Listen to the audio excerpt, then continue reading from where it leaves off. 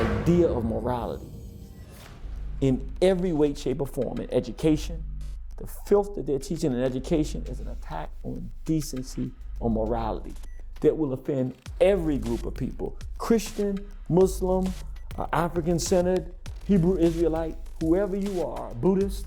It's offensive to put sexuality to children. So you would think that these boards of, whatever it is, the school boards would say, well, you're the parents, we're gonna listen to you, that's our job. They're not, they're fighting.